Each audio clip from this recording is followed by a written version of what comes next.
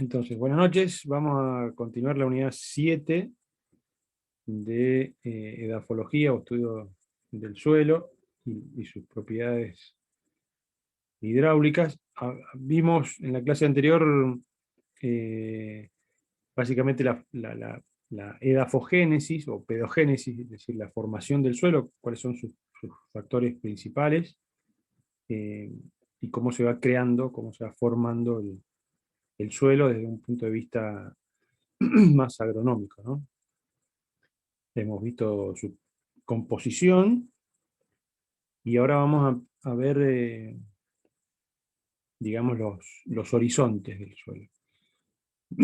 Y los horizontes se estudian a través de un perfil del suelo, un corte vertical, donde se pueden identificar las capas o los estratos, eh, digamos, producto de esta formación del suelo, y, y todo ese corte vertical se lo denomina perfil edáfico. Y cada una de estas capitas o estos substratos o estratos se los denomina horizontes. Entonces hay una clasificación, una nomenclatura que se utilizan. Existen por lo menos dos. Eh, Esta es la más simple.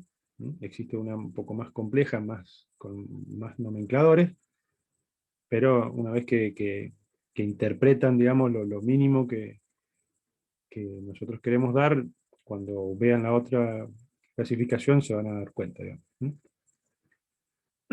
El primer horizonte se lo denomina A, y es el horizonte de lixiviado o eh, eluviación, es decir, es la capa más superficial, es lo que está en contacto con la atmósfera, tiene gran cantidad de contenido orgánico, generalmente, ¿por qué? Porque ahí se depositan las hojas secas, las partículas o detritos biológicos en descomposición, ¿no? Restos de bichitos muertos, eh, y eso se va descomponiendo por oxidación, digamos, y va formando una capa que se la denomina humus, ¿no?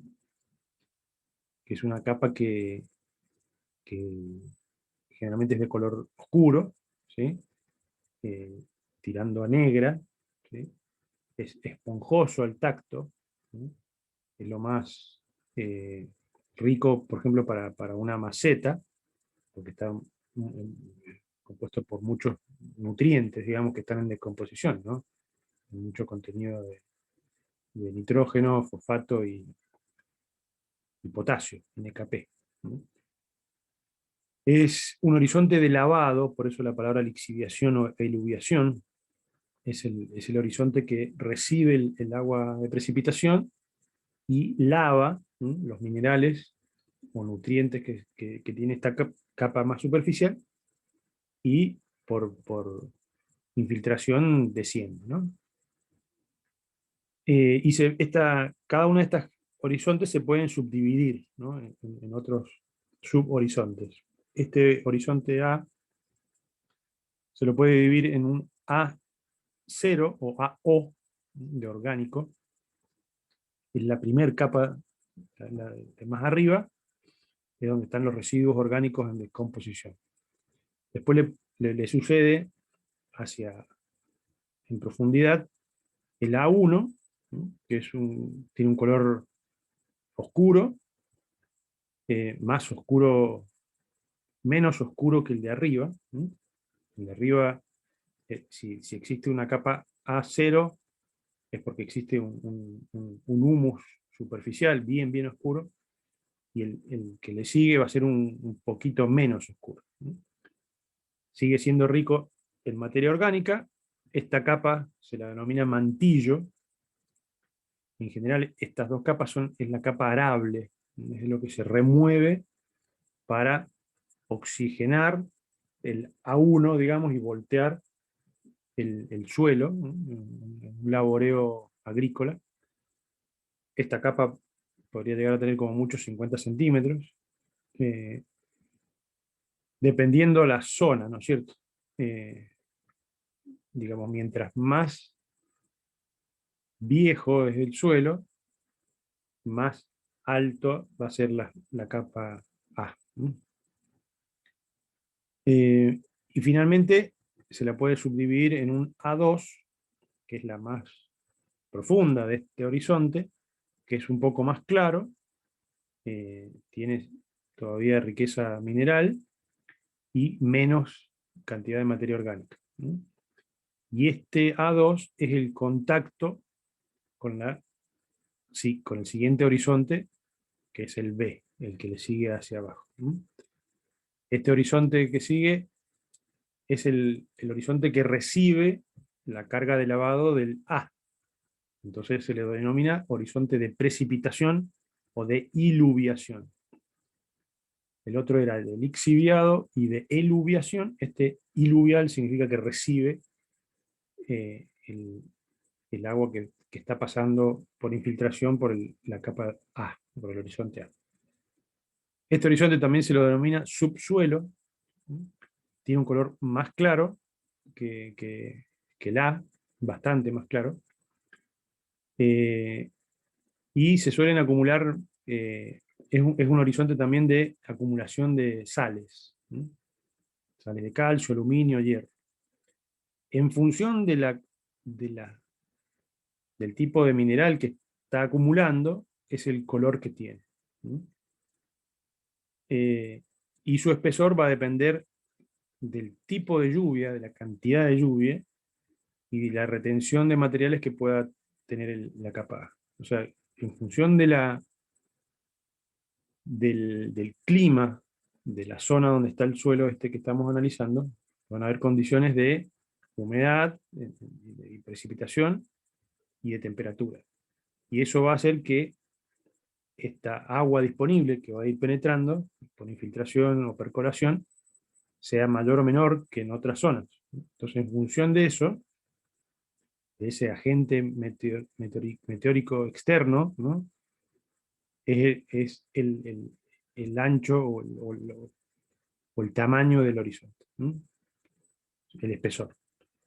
Y finalmente, por debajo del horizonte B, va a haber un horizonte C, que básicamente es el contacto con la roca madre. Y este horizonte C va a estar compuesto por fragmentación de esa roca madre. Entonces, básicamente es sencilla esta clasificación, son tres horizontes. El A, que es el superficial, el B, que es la zona intermedia, el C, que es la zona por debajo del subsuelo, que está en contacto con la roca. A partir de este nivel, del piso del horizonte C, a partir de aquí para abajo, ya es roca madre. Roca puede estar, digamos, diaclasada, fragmentada, pero no tanto. Entonces, este es el perfil edafológico típico, ¿no? Yo veo una zona, un horizonte A, radicular, ahí, acá donde está la producción agrícola. Generalmente este tamaño es acorde con la profundidad radicular. Este es el suelo que recibe todo lo que lixivia la zona superior, y acá hay menos permeabilidad. Este horizonte C ya es menos permeable que el de arriba. Entonces acá también influye el nivel freático. En muchos de estos suelos, ya bien desarrollados, esto es un suelo completamente desarrollado, tiene los tres horizontes. Eso no se los dije. Lo vimos en la formación de suelo. Hay un estadio temporal en donde arranca con el primer, con la primer, con la disgregación de la roca, y de a poco se va trasladando material, transportando material desde la cuenca alta a la cuenca baja, y va formando el horizonte A. Y a medida que empieza a desarrollarse la actividad biológica aquí, esas sales que se disuelven por infiltración de las lluvias, empieza a formar el horizonte B, ¿no? Entonces, una vez que está todo el proceso completo, tengo un perfil completo como este que estamos acá, viendo los tres horizontes, ¿no? Entonces acá vemos algunas fotos reales. Por ejemplo, en la figura de la derecha tenemos ahí una vegetación herbácea que vemos ahí las raíces de esta vegetación que llegarán hasta acá, no sé si la alcanzan a apreciar, y enseguida identificamos tres fajas, ¿ven? Yo puedo identificar un borde aquí, y un borde aquí, y acá hay otro borde más, donde yo veo menos disgregada la roca. Y tenemos nuevamente el tema del color, que es una propiedad que vamos a ver más adelante, que es muy utilizada para poder identificar estos cambios. Inclusive en el A, acá yo puedo diferenciar esta zona distinta de esta de acá, ¿no? Acá hay otro umbral también. Se podría decir A0 A0 sería la capita esta, finita, casi nada acá, de humus, un A1 y un A2 ahí. Acá tengo un B1 o un B, y acá podría ser un C. En este está un poco más evidente, acá vemos que es una zona de bosque, tenemos mucha descomposición superficial. Fíjense que este color de la primera capa A, del primer horizonte, es mucho más oscuro que este, o sea que acá hay más actividad orgánica, ¿no? Hay más humus. Acá sí hay una faja un horizonte de humus, ¿no? Después viene un horizonte claro, quizá debido a algún mineral presente en la zona que haga que sea claro, alguna sal de potasio, por ejemplo. Acá vemos otra discordancia, ¿sí? Y finalmente tenemos acá el último horizonte C, ¿sí? Acá tenemos, para hacer alguna actividad con ustedes, van a analizar ese suelo y van a decir dónde están los horizontes. Bueno, no salió la, la práctica. Entonces, acá cuando uno tiene ya el resultado, es más evidente, ¿no es cierto? Pero habíamos hablado de que había una gran diferencia textural en este contacto, ¿no? Entonces, esto es roca. Yo le había mencionado una línea por acá que podría estar quizá ahí, no tan recto como está dibujado acá, pero yo acá veo una diferencia entre este punto y este punto, ¿ven? Yo lo dibujaría más panzoeado para abajo, ¿no? Sin embargo, el que está en contacto con la roca, una roca sedimentaria en este caso, es el horizonte C, ¿no? Donde está la roca ya más disgregada. El que le sigue es un B, y, y este es más difícil de ver en esta foto. Yo lo hubiera tirado en este más arriba, por aquí, ¿no? Y el A lo podríamos dividir en dos, por lo menos, ¿no? Acá tengo una zona más oscura que acá. Entonces que generalmente sucede eso, en la zona en contacto con la raíz existe más intercambio biológico, por ende más carga orgánica, por ende más oscuro, ¿no? Eh, Tenemos otros ejercicios para hacerlos en casa. El primero está bastante cantado, vemos un gran cambio de color.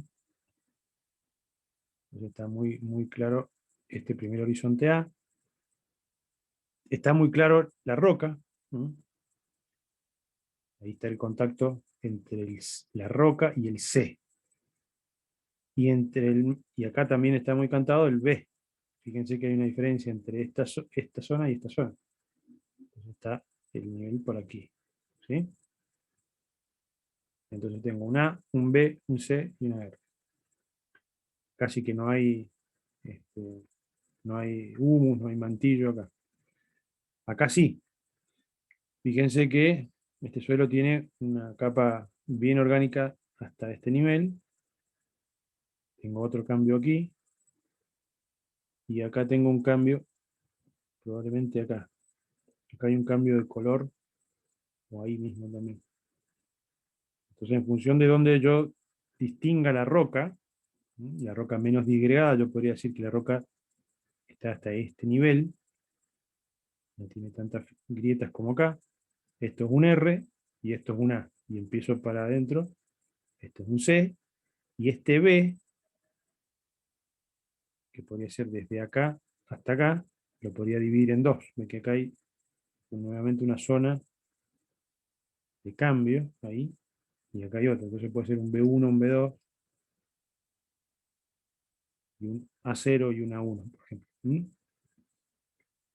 Este otro de aquí, también vemos bien claro dos líneas ahí marcadas fuerte con color.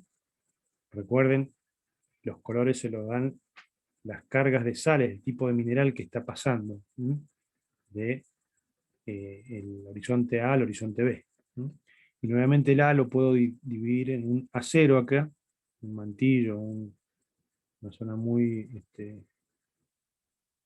aunque no hay acá un humus. No, esto es todo el A, el B y el C. Y la roca podría estar aquí abajo. Bien, y hemos hablado de los 4 componentes del suelo. Están en las 3 estados, las 3 fases, sólida, líquida y gaseosa. Y hay 2 tipos de componentes, orgánicos e inorgánicos, o minerales y biológicos. Acá tenemos un extracto de suelo y vemos que los intersticios pueden estar cubiertos con agua, puede haber aire en estos intersticios o agua.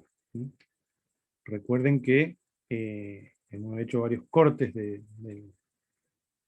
cuando estudiamos los acuíferos, existe una zona totalmente saturada, que es del nivel freático hacia abajo, y una zona, recordame saber el nombre, se me fue, estoy con la memoria, una zona no saturada, eh, Perdón, repetime la pregunta. ¿cómo denominamos la Por, zona por encima del que nivel por freático? ahí estoy viendo quién está presente, entonces estoy mirando la planilla. Una zona no saturada, sí, que puede tener contacto con agua por efectos de lixiviado, pero no es agua permanente, porque va a seguir, al ser agua gravífica, va a seguir descendiendo.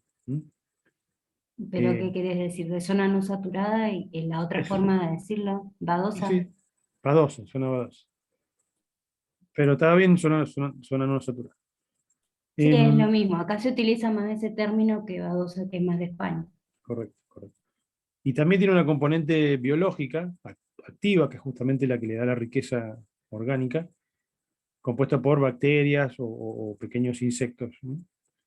Y fíjense que acá está eh, la granulometría de la parte mineral, digamos, la parte sólida, eh, compuesta por arenas, limos y arcillas. Y pueden haber hongos que envuelven bacterias. Bien, entonces la fase sólida, eh, compuesta por una fracción inorgánica, inerte. Las partículas se van a clasificar según su tamaño. Esto lo hemos visto en geotecnia. A través de ensayos granulométricos yo voy a poder determinar los diámetros y los tipos de estos granos, digamos, si son arcillas, limos o arenas. En edafología a la granulometría se la denomina textura. Los agrónomos usan mucho este término, la textura de un suelo. y nosotros lo tenemos que transformar conceptualmente a la granulometría. Entendemos bastante por geotecnia que estas arcillas, al tener una gran área superficial, tienen mucha capacidad de absorber agua, de retener agua, ya con propiedades por contacto iónico. Al ser una partícula muy pequeña, de diámetro muy, muy chico, existe una cantidad, varios órdenes de magnitud, en la cantidad de granos que hay, la cantidad de unidades que hay. Entonces, si sumo todas esas superficies, por más que sean chiquitas, me da una mayor área superficial que la de limo y mucho más que la de arenas, ¿no? Entonces tiene gran capacidad de retención de agua y de minerales, ¿no? Las arenas, por el contrario, tienen mayor permeabilidad, que era otra de las propiedades hidráulicas de los suelos, lo vamos a ver más adelante un poquito. Permiten la circulación de agua y de gases. Y el limo es un tamaño intermedio entre estos dos. Esto es cuando en un suelo aparecen cantidades equilibradas de estas tres partes, limo, arcilla y arena, se dice que es un suelo equilibrado. Y en términos edafológicos se lo denomina franco.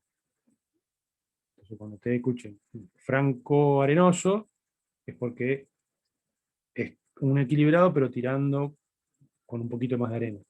Franco limoso es como que tirando más para el lado de los limos. Un suelo franco puro tiene partes iguales de los tres, ¿no? La fracción constituye la base y la estructura. Bien. Y después, dentro de la fase sólida, está la parte orgánica, compuesta de restos o seres vivos o restos, ¿no? Esta fase orgánica puede variar drásticamente entre el 1 y el 100%. El 100% en el caso de la turba. La turba es un suelo extraño, dado en muy pocas regiones del mundo. Tiene que haber unas condiciones geológicas y climáticas muy especiales para que se acumule un suelo, un horizonte, todo con el A0. O sea, es todo un horizonte, son decenas de metros de suelo A0. El primero que veíamos, que yo les decía que se da en condiciones de humedad y mucha cantidad de agua para que se desarrolle ahí una descomposición fuerte de esta materia orgánica en la parte superficial. A medida que existen mayores oferta hídrica y mejores condiciones climáticas, esa capa se va haciendo cada vez más grande, la capa de humus, la capa muy activa biológicamente, bien negra, bien oscura, y es esponjosa, digamos, porque contiene mucha arcilla también, eh, y, digamos, absorbe mucha agua, entonces tiene mucha capacidad de retención hídrica y con poco peso se consolida y se licúa. Entonces, existen, les decía, partes en el mundo, por ejemplo, en Tierra del Fuego, en Argentina, existen turberas, que es una cantera, en vez de arena, de turba. Se obtiene turba. Y la turba es el mejor sustrato orgánico que se le puede dar a un huerto, un vivero, una planta, ¿no? Una maceta. Y sale cara porque justamente tiene un proceso de extracción en un punto determinado y generalmente el transporte se lleva la mayor parte del costo. Y es un recurso no renovable, ¿no? Yo extraigo turba y no se genera turba de nuevo, porque justamente tardó millones de años en formarse. ¿Mm? Y puede ser el 100%, puede ser una turbera, tiene, como les digo, metros y metros de este horizonte AC. Bien, y está formada por esto, por lombrices, raíces, tallos, ¿no? Nemátodos, humus, que es la materia orgánica en descomposición, productos de secreción y excreción de estos bichitos. Y el proceso de esta formación del humus hasta su estabilización se denomina humificación. Entonces el humus se halla íntimamente ligado a las arcillas, formando complejos organominerales. ¿Sí? Y el color se lo dan los minerales principales, ¿no? Que pueden ser calcio, magnesio, potasio, sodio, amonio, etc. Y la fase líquida o sólida, o gaseosa, perdón, en función de en qué nivel está de profundidad, si por encima del nivel freático o no. Si está por encima del nivel freático, puede haber aire o agua en movimiento temporal. Eh, es muy importante una de las propiedades físicas que vamos a ver enseguida del suelo, que tiene que ver con la porosidad, es decir, el espacio que queda entre el contacto de los sólidos. Y generalmente puede variar entre un 40 a un 60% del suelo. Entonces ese 40 a 60% va a estar lleno de aire o de agua. Y por, por estas porosidades es que las comunidades orgánicas, digamos, van a poder moverse.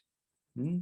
A través de estos contactos, de estos canales, de esta red de canales que se van armando, es donde empiezan a mover la estructura del suelo y empiezan a generar túneles, ¿no? O caminos. Y eso hace que se dé el proceso de aireación, y de remoción del suelo. Y con las excretas o secreciones de estos bichitos se van enriqueciendo de los minerales necesarios para las plantas. Respecto al aire, se puede decir que la concentración de oxígeno disuelto o oxígeno desciende a medida que vamos en profundidad. Y la concentración de dióxido de carbono es mayor en el suelo que en la atmósfera, debido a la respiración y descomposición de los organismos del suelo. Gran parte del agua se infiltra, esto lo dije varias veces. El agua que queda retenida en los huecos es la que van a usar en las plantas, también lo vamos a ver más adelante esto en detalle, pero en el camino que va bajando el agua, parte de esa agua va a quedar retenida por efectos iónicos o de capilaridad, y parte va a ser absorbida por las plantas y parte va a seguir drenando. Entonces hay un concepto, también lo vamos a ver más enseguida con unas figuras, que se llama capacidad de retención del suelo, que tiene que ver con justamente la cantidad de humedad que puede retener antes de que por gravedad descienda el agua. Y tiene que ver con qué está compuesto ese suelo, digamos, de qué material, qué porosidad tiene, qué permeabilidad tiene. Un suelo arenoso no va a retener casi nada de agua y la fuerza de la gravedad va a hacer que infiltre, que percole rápidamente. En cambio, un suelo arcilloso, más fino, va a tener más capacidad de retención, si bien no va a retener toda el agua, y parte del agua va a seguir percolando y va a caer por gravedad, existe una mayor retención que si fuera arena. Bien, hacemos un recreíto aquí y continuamos. Bien, seguimos. Entonces vamos a ver algunas de las propiedades del suelo. Las más fáciles son las propiedades físicas, esto lo vimos en geotecnia. Nuevamente, acá se denomina textura, es lo que nosotros entendemos por granulometría. Acá vemos una figura indicando la comparación entre arcillas, limos y arenas. La más grande es una arena, y fíjense comparado con una arcilla, ¿no? Esta clasificación puede variar un pelín en función de la norma que usemos, entre la internacional o la del Departamento de Agricultura de los Estados Unidos, pero básicamente coinciden en que a partir de 2 milímetros hasta 2 milímetros se considera arena.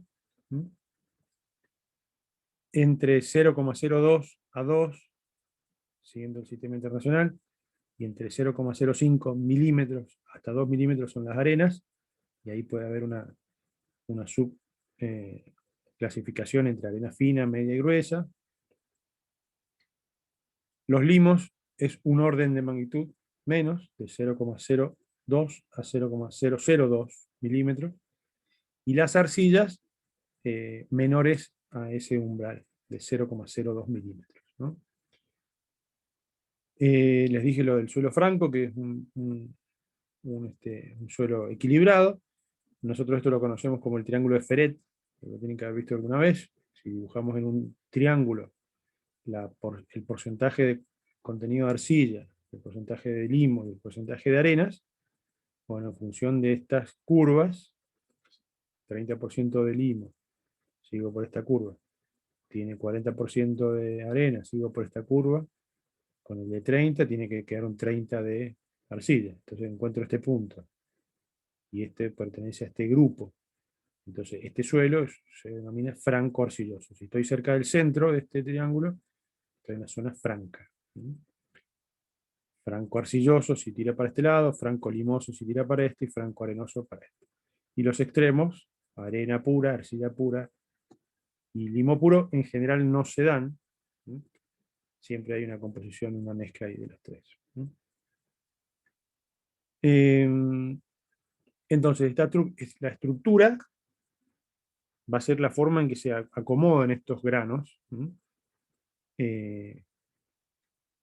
y se pueden ordenar en forma de bloques, o en formas prismáticas, o en formas columnares.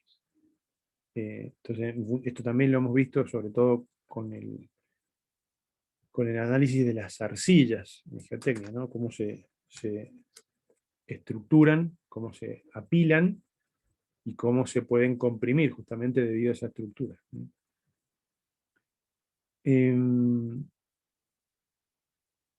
Y una propiedad física muy importante, que es la porosidad, que se los mencionaba antes, relacionada con el volumen de vacíos respecto del volumen total. Se puede hablar de una microporosidad o una macroporosidad también. Y la última propiedad física muy importante tiene que ver con la velocidad de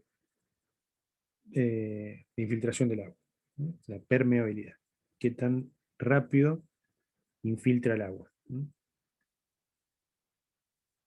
Acá vemos figuras de los arreglos estructurales del suelo: prismática, columnar, en bloque, laminar. Las arcillas son laminares. Los suelos arenosos son inertes desde el punto de vista químico. ¿Por qué? Porque no tienen gran área superficial, que es lo que les decía yo. Entonces carecen de propiedades coloidales, entonces los nutrientes no se pueden quedar atraídos por cohesión química, ¿sí? Los iones de los minerales no quedan retenidos por la superficie de las arenas, porque no tiene esta fuerza química. Pero presentan buena aireación, no tienen estructura, no tienen mala estructuración, son muy permeables y por ende poca retención de agua. Los suelos arcillosos, que es el extremo en tamaño, son muy activos desde el punto de vista químico, absorben iones y moléculas, floculan y migran, son los que pueden absorber estos nutrientes, retienen mucha agua, están estructurados, y por el contrario son casi impermeables, no existe una arcilla impermeable, tienen un coeficiente de permeabilidad muy chico, un K muy chico, eh, del orden de 1 por 10 a la menos 6 metros por segundo, de ahí para abajo. En cambio, en los suelos arenosos es 1 por 10 a la menos 4, menos 3, menos 2 metros por segundo. Y los suelos limosos es unas propiedades intermedias. No tienen estructura, sin propiedades coloidales, no son impermeables, son más permeables que las arcillas, pero menos que las arenas, y mala aireación. Bien, otras propiedades físicas tienen que ver con la densidad. La densidad aparente está considerando los espacios vacíos. La densidad del suelo anda en el orden de 0,9 a 1,8 toneladas por metro cúbico, o gramos por centímetro cúbico, que es lo mismo. Y la densidad real, solamente de la parte sólida, 2,65. O sea, acá vemos que no hay casi variación en función del tipo de grano con el que esté compuesto, el tipo de geología con el que esté compuesto ese suelo, qué procedencia tiene la descomposición de esa arena o de ese limo. En cambio, la densidad aparente, por eso esta gran variación de 0,9 a 1,8, en función de su porosidad. Mientras más poroso, más liviano. Más cerca del 0,91 tonelada por metro cúbico. Mientras menos poroso, más cerca de 1,8, 1,9, 2,1, también estos suelos de 2,1. Otra propiedad que se utiliza mucho en campo tiene que ver con el color, ¿no? Porque el color ayuda mucho a entender y relacionar esto, de qué cantidad de nutrientes tiene, qué tipo de minerales tiene, ¿sí? O qué tan orgánico es, ¿sí? O qué tan inorgánico, etcétera, etcétera. Entonces existen diferentes cartillas, como esta que se ve ahí en la foto, que se llevan al campo y se coloca una porción de suelo y se la contrasta con esta gama de colores para identificar cuál es el que más se acerca, digamos, ¿no? Y tienen una forma de identificar el color en función de su croma y de su saturación, ¿no? Entonces se puede hablar de un color puro, un color neutro y un color con una saturación al blanco o al negro.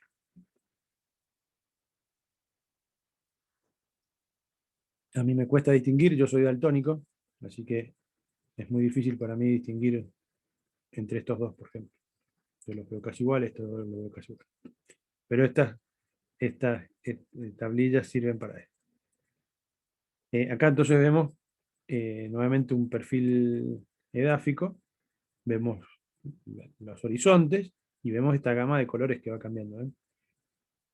Acá están, hay otro tipo de clasificación, ¿ven? Un OI, un E, un VHS, un BE y un C. Son parecidos a los que les mencioné, nada más que estos tienen un subnomenclador, que es el que le sigue al horizonte principal, que indica más propiedades, ¿no?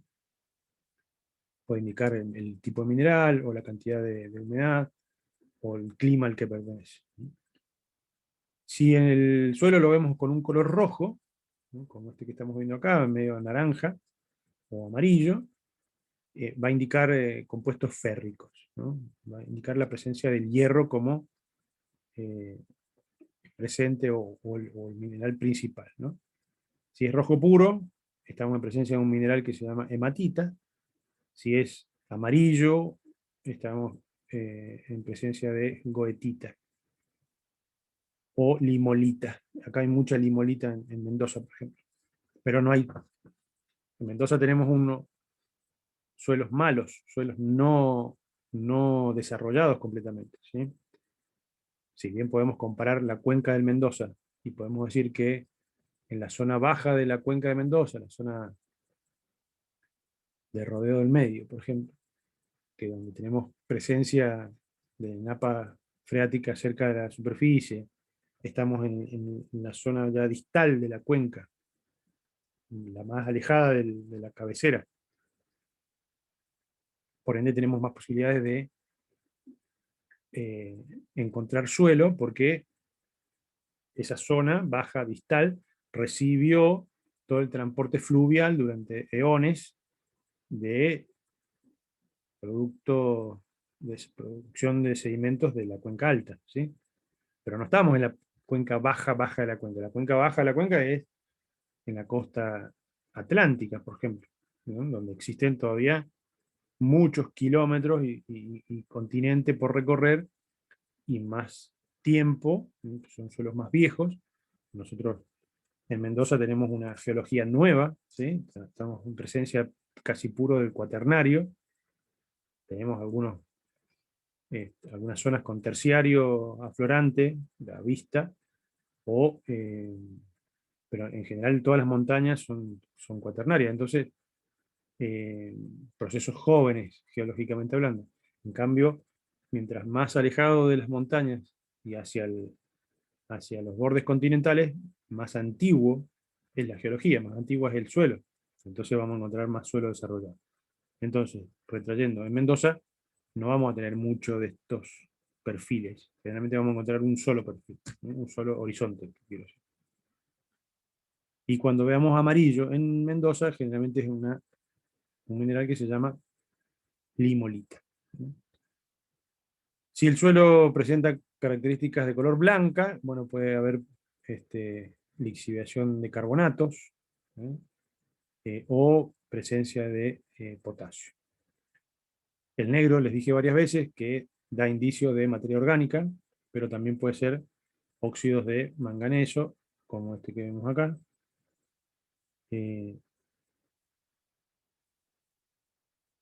Pensé que tenía más color, bueno, más figuras. Bueno, en síntesis, el color entonces nos va a dar una idea del mineral presente, ¿no?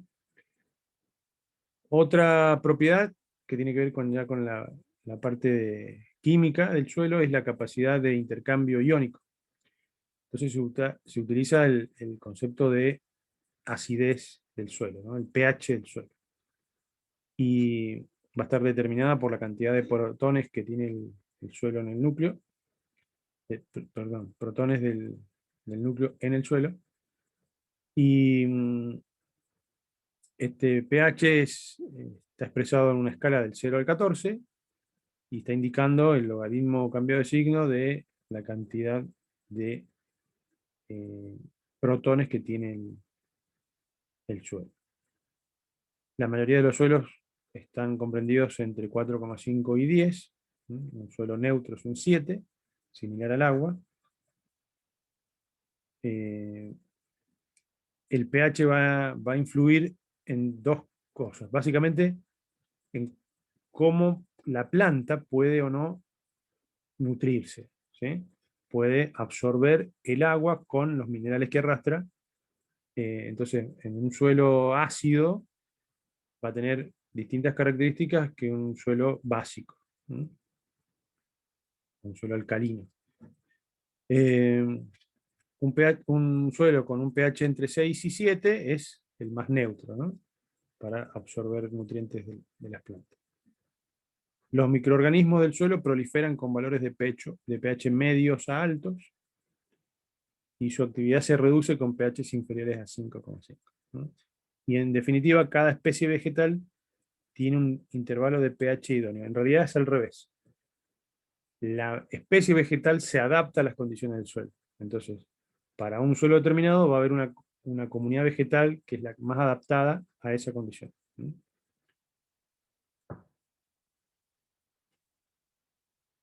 Y este creo que es el último tema, el agua y el suelo. también hemos visto mucho de esto en geotecnia. Vamos a repasar algunas cosas y quizá otras las escuchen por primera vez. El agua entonces se encuentra en el suelo en distintas formas. Hay un agua que se va a mover por gravedad hacia abajo. O sea, la gota de agua tiene una fuerza, un peso, y está accionada por la gravedad hacia abajo, ¿no? Entonces va a infiltrar, va a pasar derecho. No se va a poder absorber por las plantas. Me pregunta Sabrina si han cursado geotecnia o no. Yo creo que sí, pero o la están cursando, no sé. Yo no, profe. Mal hecho.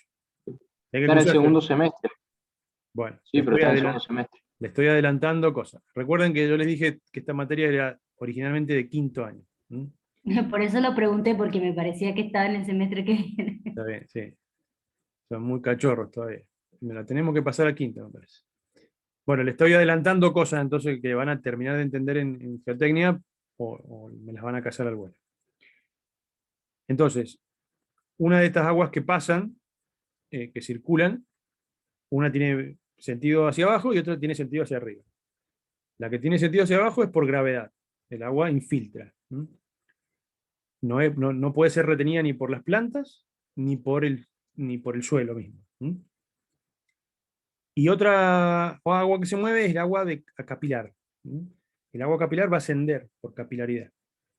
Y esta es retenible, absorbible por las plantas, ¿no? Y después el otro agua va a estar quieta, no va a estar circulando, agua retenida. Y puede ser una capilar no absorbible, o sea que el capilar sea muy pequeño y no pueda ni siquiera evaporarse y tampoco absorberse por las plantas, y queda un agua higroscópica, ¿no? Que no puede ni absorberse ni evaporarse. Y es un agua de absorción, es decir, un agua que está retenida por las partículas del suelo por una fuerza química, no gravífica. Y es el agua que se extrae después de secar la estufa a 105 grados. Todavía le queda un agua que no se evapora. Bien. Después tenemos el agua de combinación química. Esta es un agua que forma parte del compuesto químico. Es decir, por ejemplo, la limolita, que es un mineral, es un óxido férrico, pero está ligado, está vinculado con dos partículas de agua. Entonces, esta agua está vinculada químicamente con este mineral. No está disponible para las plantas y es biológicamente inactiva. La higroscópica es aquella que está en equilibrio con la presión atmosférica y la humedad, y es inactiva. No se evapora al aire, seca, y es el agua que está contenida en los suelos secos al aire. ¿Ven? Solamente me puedo liberar de esa agua por temperatura diferente de la atmosférica, digamos, por calentado a estufa a 105 grados. El agua capilar es la que está contenida en los microporos del suelo. Estos microporos del suelo van formando redes. Estas redes que les hablaba son canales, son de muy poco diámetro, entonces son capilares. Y está disponible para las plantas y es la parte biológicamente más activa. Después el agua, la primera que les comenté, el agua gravitacional, agua contenida en los macroporos del suelo. Los poros se dividen en los microporos y los macroporos. Estos macroporos del suelo están ya a una distancia del mineral tan grande que la fuerza química del mineral, la fuerza iónica esa, no incide, entonces cae por gravedad. Es el agua de drenaje. ¿Ven? Si su movimiento es lento, puede ser utilizado para las plantas. Entonces tiene que tener capacidad de retención el suelo. O sea, un suelo que no tenga macroporos va a tener mayor capacidad de retener. Por ejemplo, la arcilla. Las arcillas no tienen casi macroporos, tienen todos microporos, son re chiquitos los microporos. Entonces retiene más.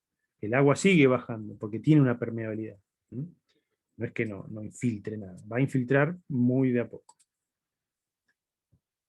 Y en función de la porosidad y la cantidad de estos poros y macroporos que hay, el agua va a ser retenida de diferente manera. Y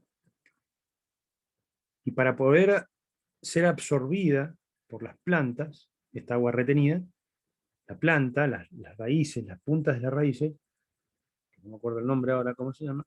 Ya me va a salir. Hacen una presión negativa, hacen una succión, que es esta presión que se indica acá. Entonces, la capacidad de campo es el agua retenida en contra de la gravedad cuando drena libremente. En un suelo bien drenado, es el agua presente. Ósmosis, no es ósmosis, no. Ya me va a salir la palabra de cómo se llaman las puntas de las raíces. Si por ósmosis es la ¿Cofia no presión, es, claro. profe? ¿Cómo es? ¿Cofia no es? No, es algo parecido, me parece. Ya me va a salir. IFAS me sale, pero las IFAS son... Bueno, ya lo voy a buscar. La capacidad de campo, entonces, es el agua que queda luego de 2 días de aplicado el riego. Es decir, yo aplico un suelo riego durante una determinada cantidad de horas, la mayor cantidad de agua va a percolar, va a pasar los primeros horizontes. El agua que mantiene después de 2 días es la capacidad de campo. Esa cantidad de agua es la capacidad de campo. Y va a estar en función de qué tipo de suelo es abajo. Por ejemplo, para suelos arenosos, mucha menor presión, y para suelos más limosos, un poquito más. Y después existe un valor límite de mínima, que es el punto de marchitez permanente, que es el contenido de humedad en el que la planta se marchita de forma irreversible porque ya no puede absorber más. O sea, la máxima presión que puede ejercer una raíz, la punta de una raíz, son 15 bares, 1,5 megapascales. Si me quedo sin agua, digamos, si el nivel de agua va bajando, ya no puede, por más que estés a esa presión, no puede levantar el agua. Cofia, sí. Era cofia la palabra. Bien. Gracias. Y coeficiente higroscópico, bueno, ese no se usa mucho, pero es el agua del suelo seco al aire en equilibrio con la humedad relativa.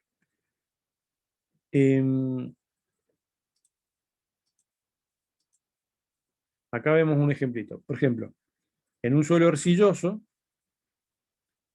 la capacidad de campo va a estar al 35%. El nivel de saturación está relacionado con la porosidad. Estamos entendiendo que todo este barrilito es el suelo.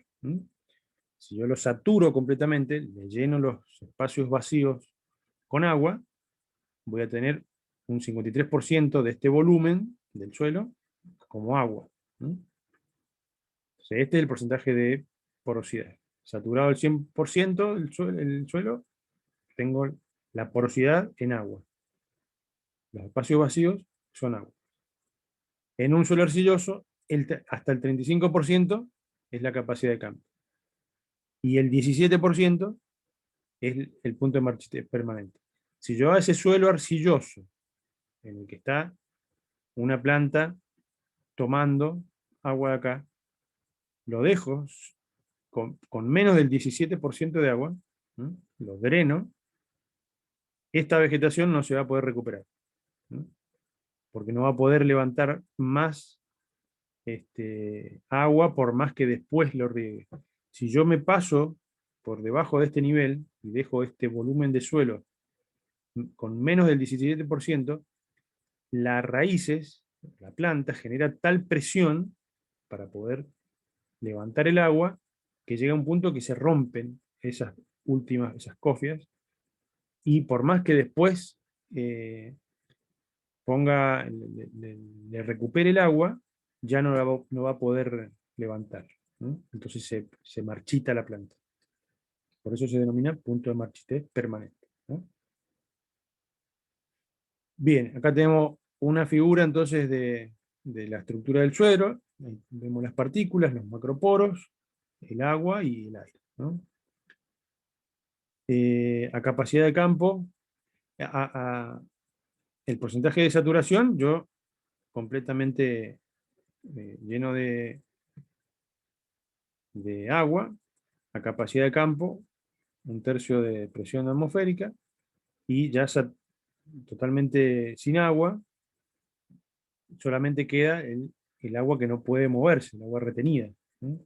Que no es absorbible por las plantas, ¿no? Y ya la presión que necesita en la planta para mover este agua es más de 15 atmósferas, entonces ya no se puede absorber.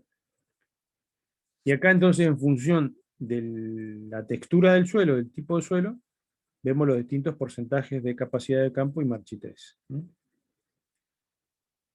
Esto no les dije, pero es lo importante. La humedad disponible, digamos, es esta de acá, entre la capacidad de campo y el punto de marchitez. Este volumen es lo que la planta dispone eh, para aprovechar, ¿no? Entonces es la diferencia de esos porcentajes. Entonces, fíjense, vemos que un suelo totalmente arenoso tiene una capacidad de campo muy baja, ¿ven? De 9, y un punto de marchitez de 4. Entonces, tengo 5% del volumen de ese suelo para administrar agua que pueden aprovechar las plantas. Entonces, es muy poco, ¿no? Comparado con un suelo arcilloso, que es los valores que veíamos, 35, 17, tengo 18% para disponer por las plantas. Y acá vemos distintas formas de los bulbos húmedos.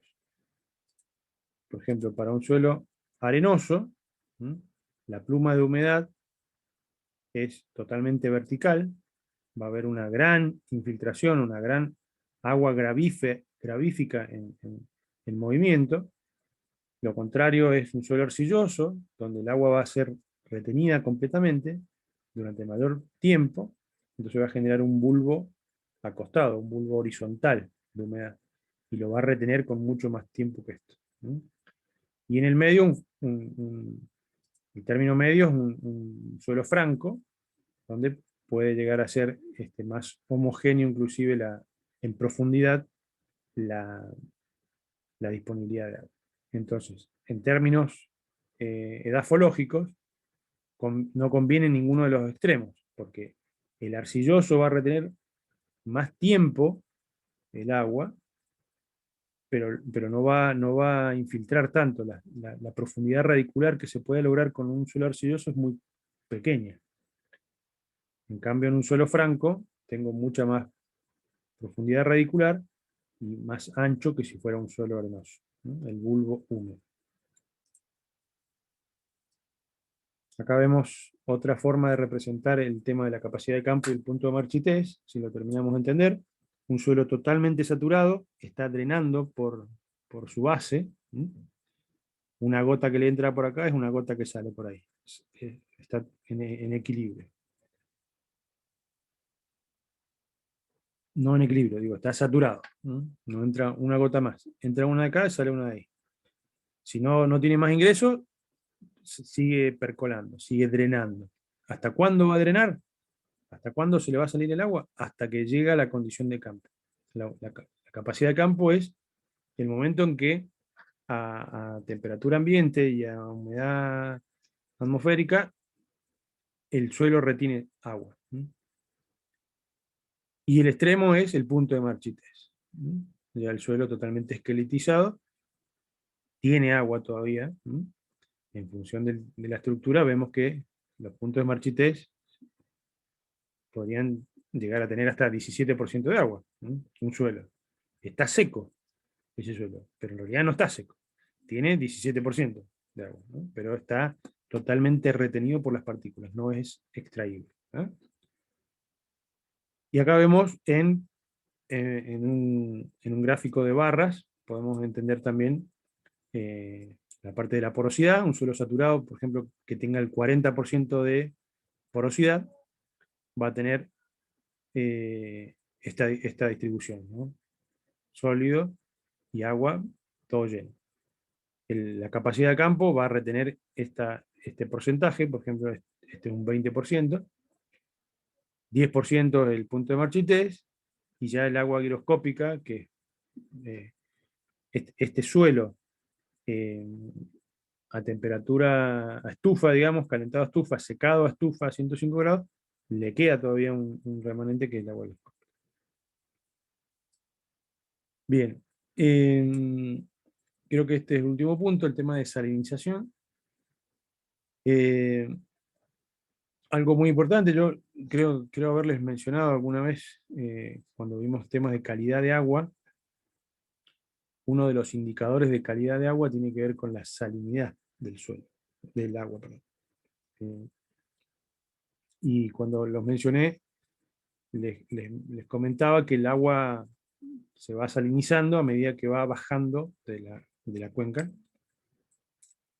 ¿Por qué? Porque va a estar en contacto con mayor tiempo por el suelo, por el cauce, por los sedimentos que va transportando, entonces, y por las contaminaciones que va teniendo en el camino, entonces se va salinizando, ¿no? Y una de las unidades que se utilizan son los decisiemens por metro, o microsiemens por centímetro, microsiemens por centímetro. También se utiliza el ohm, como conductividad eléctrica, porque la conductividad eléctrica del suelo o del agua, digamos, nos da una idea de la cantidad de minerales que tiene. Entonces, en el suelo también se estudia la salinidad, ¿no? Porque justamente el suelo es el que va a recibir el agua de lluvia o el agua de riego, y en función del horizonte donde estoy analizando las muestras, va a recibir mayor o menor cantidad de agua. Entonces, si estoy en un horizonte B, que era el que recibe la carga de lavado del A, va a ser mucho más salino que el de arriba, ¿se entiende? Entonces se analiza el contenido salino, ¿por qué? Porque me va a dar nuevamente una idea de la cantidad de minerales que tiene ese suelo. Y me puedo pasar de un límite, las plantas requieren minerales, pero existen unos umbrales a partir del cual ya empieza a haber una toxicidad para la planta. Y se hacen muestras el ensayo es por conductividad eléctrica de un extracto de saturación, que es una muestra de suelo que se la satura y se le toma la conductividad eléctrica, ¿no? Acá está, por ejemplo, el ensayo. Por ejemplo, tomo un suelo, una muestra de suelo, saturo ese suelo, lo humedezco, se coloca en un embudo para que esa agua con la cual yo saturé drene. Entonces recupero el extracto de saturación, y a ese extracto de saturación le tomo la conductividad eléctrica. Es sencillo. Inclusive, este drenaje puede ser por gravedad, así como está indicado acá, o puede ser ya por presión. Entonces existen unos aparatitos que se les da, unos succionadores que extraen más cantidad de agua y más contenido de agua, de minerales. Y esos son los que se utilizan en realidad. Y llegan hasta 15 bares, que es la presión de extracción de las raíces. Entonces, extraigo el agua con presión para poder absorber y retener la mayor cantidad de minerales y que van a ser leídos indirectamente con la conductividad eléctrica. ¿Y de dónde provienen estas sales? Bueno, las sales pueden tener un origen natural, es decir, el ascenso y descenso de las napas freáticas cercanas a la superficie va nuevamente a hacer un lavado de sales por ascenso capilar. Entonces va a levantar agua salada, por ejemplo, si esto es un nivel freático, un acuífero salado, y este es un suelo no tan salino, lo va a salinizar el ascenso por capilaridad de la napa freática. Puede llover en la cuenca, y este nivel freático, como es dinámico, también puede estar en contacto con la superficie o pasarla, y nuevamente cuando baja, deja la sal arriba y saliniza el suelo. Después puede haber una componente geomorfológica, es decir, en función de la geoforma, puede ser susceptible de acumulación. Por ejemplo, un valle, ¿sí?, va a ser mucho más salino que una cresta. ¿Por qué? Porque por gravedad va a ser arrastrado permanentemente agua con minerales, entonces se van a depositar acá. Entonces, un fondo de valle siempre es más salino que su cabecera. Por ingreso de cuña salina, esto se los comenté creo que en algún momento, yo tengo el mar acá, tengo el nivel freático que puede ser dulce, hasta una zona de transición, y acá hay un efecto de cuña que hace que estos ascensos también salinicen digamos, esta zona de transición entre dulce y salado, es la que saliniza el suelo, ¿no?, cuando se levanta el nivel. Después puede haber un origen inducido a través de un riego. Entonces el riego, en función de la cantidad y la calidad, va a ser la causa que produzca la salinidad del suelo. Un riego excesivo puede favorecer el ascenso capilar. Si yo sobre riego, voy a levantar el nivel freático. La profundidad crítica anda en el orden del 1,5 metros a 2 metros. Acá vemos dos figuritas, por ejemplo, donde tengo la profundidad radicular. Esta zona está con humedad de campo, no es una zona seca, es la zona badosa, la zona no saturada, tiene humedad, que es la que absorbe las plantas, pero el nivel freático está acá abajo. Entonces, si asciende hasta este nivel, no va a afectar la salinidad tanto de este suelo. En cambio, si tiene movimiento, y ya si en esta zona el suelo asciende por capilaridad, que son estos canales que conforman los microporos del suelo. Entonces acá sí se va a mover en forma ascendente esta agua salina. Bien, ¿qué más? Bueno, esto ya se los dije.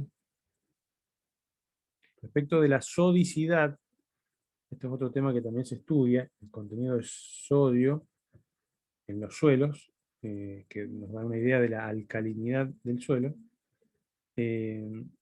Está asociado con algunos iones intercambiables. Bueno, esto lo vamos a ver un poquito más adelante. También se hacen ensayos por conductividad eléctrica para determinar sodio o el RAS, relación agua-sodio.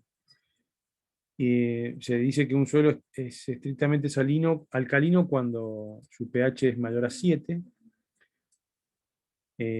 y se llama sódico cuando el porcentaje de sodio intercambiable dispersa los coloides de manera de afectar la estructura.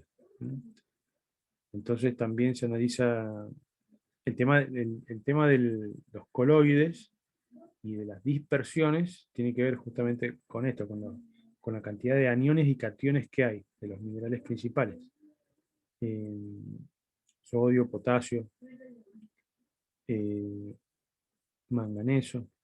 carbonatos de calcio. Entonces tener mucho calcio puede hacer que esas propiedades coloidales de atraer o de retener suelo sean, al revés, sean dispersivas. Entonces, los suelos alcalinos se los denomina álcalis o suelos sódicos, alcalinos sódicos, y tienen problemas de infiltración. Cuando el suelo tiene alta saturación con calcio y el pH es del orden de 7,2 o superior, en equilibrio con carbonato de calcio, y aumenta la actividad del anión bicarbonato, se llama calcáreo. Entonces, estos suelos calcáreos son malos en estos temas para el riego, para las plantas, para la agricultura, porque justamente dispersan la capacidad de retención del suelo. Entonces lo que se busca es que estos valores de sodicidad, o suelos con presencia de bicarbonatos o suelos calcáreos no estén presentes. Existe un indicador que se llama RAS, que analiza la sodicidad del agua, la relación agua-sodio, y hace una relación entre los principales cationes y aniones, perdón, estos son cationes, del suelo, ¿no? El sodio, el calcio y el magnesio. Manganeso, les dije recién, el magnesio. Y esto se analiza a través de un análisis físico-químico de la muestra de suelo o del agua, con el extracto, en realidad del agua, del extracto de saturación del agua, de esa muestra del suelo. Se analizan los cationes y aniones presentes y el porcentaje. Federico, tenés el audio bien.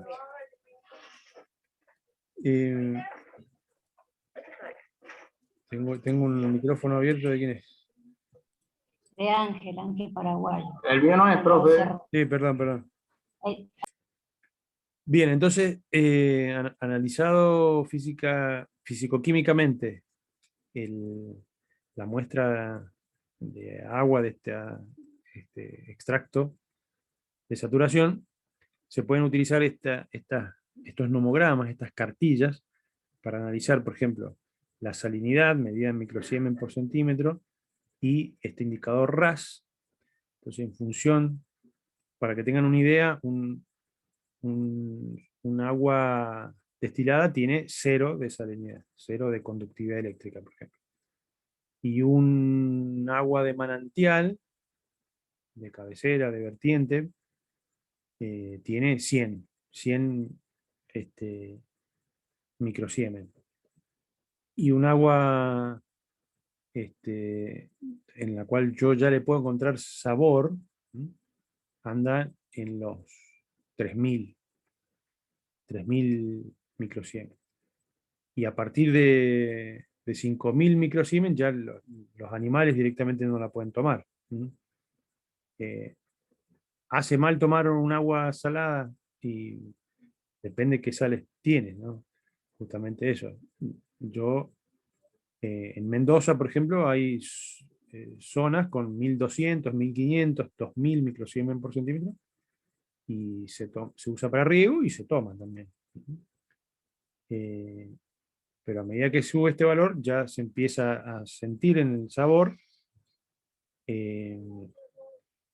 Y entonces, en función de la salinidad del suelo y el indicador RAS, de la relación agua-sodio, que me va a dar una idea de la alcalinidad o la sodicidad, me salen estos grupos de suelo. Entonces, en función de esta categorización, yo puedo saber la aptitud del suelo, la aptitud agronómica del suelo. Qué tan buen suelo es para plantar o no.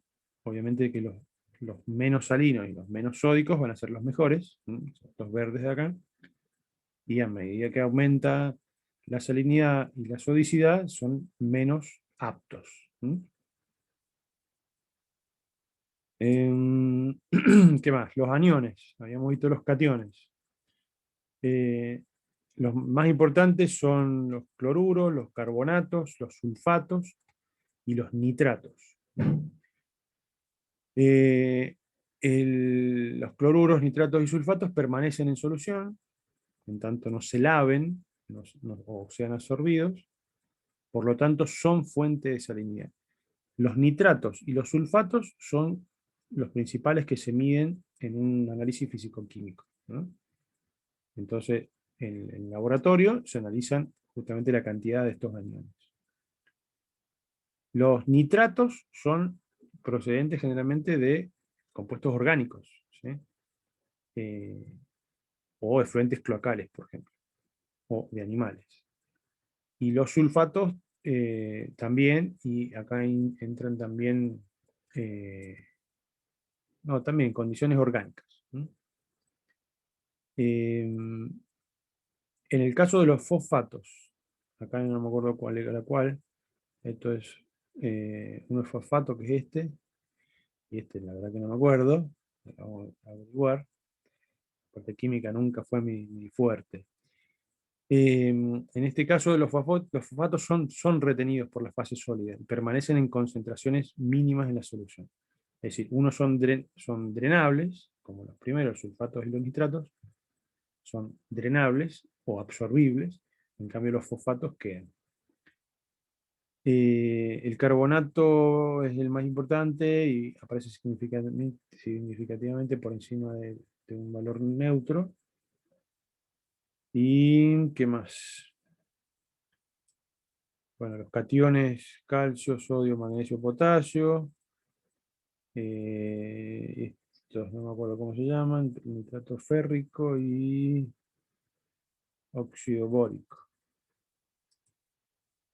Bien, una práctica tradicional, una práctica de manejo del laboreo de suelo es lo que se denomina lavado de suelos, ¿no? Y es, digamos, buscar una percolación profunda para arrastrar los minerales en profundidad, ¿no? Existen dos métodos. El primero es flujo en el cual el agua es aplicada en cantidad como para lavar las sales, y el otro es al revés, es conocido como el requerimiento de percolación, definido como el mínimo volumen de agua necesario para mantener la concentración de sal dentro del nivel de tolerancia. Yo puedo jugar digo, en el sentido de la práctica de laboreo, con un sobreriego, o sea, regar de más, con mucha agua de más, inundar el campo, para que tenga mayor cantidad de agua que va a percolar. Entonces va a haber mayor disponibilidad de agua que va a poder absorber esos minerales y va a seguir en profundidad. La otra es, al revés, producir un estrés del suelo. Es decir, no regar en mayores periodos y llevar el nivel cercano al punto de marchité. Si yo paso el punto de marchité, se lastiman las plantas, digamos, daño a las plantas, no las puedo recuperar. Entonces, esa segunda opción es la que menos se hace. Por ejemplo, las vides requieren muy poca cantidad de agua en comparación con otras. Y generalmente se las estresa a las plantas para que concentren más en los granos el contenido de azúcar, para que la raíz necesite más fuerza para extraer el agua, porque están llegando al nivel de marchitez. Y eso se mide, se controla la cantidad de humedad del suelo, las condiciones atmosféricas, para saber en qué nivel está la planta y con qué nivel de humedad, de agua en el suelo. Entonces, en una vid, ustedes nunca van a encontrar sales en superficie, porque justamente estamos en la segunda opción, estamos con el agua cercano al punto de marchité. Inclusive la capacidad de campo, ahí el rango es muy corto, porque en general una planta de vid puede subsistir en un suelo totalmente pedregoso, ¿no? Ya no es un suelo arenoso, es grava. Y Entonces, más chico todavía la diferencia entre capacidad de campo y punto de marchitez. Por ende, hay mucha agua gravífica. Los suelos casi que no retienen, entonces no hay acumulación de sales. En cambio, en una chacra, en las zonas bajas del cinturón verde de Mendoza, vamos a ver mayor cantidad de limos, mayor cantidad de arcillas, que en las zonas altas o medias de la cuenca, y ahí sí hacen el lavado de suelo. Porque si yo llego a bajar el nivel, puedo repercutir en la calidad de la producción o dañar la planta. Entonces, se sobreriega o se va al extremo de cercano al punto de marchitez. Bueno, y hasta acá hemos terminado con esta unidad. ¿Alguna consulta?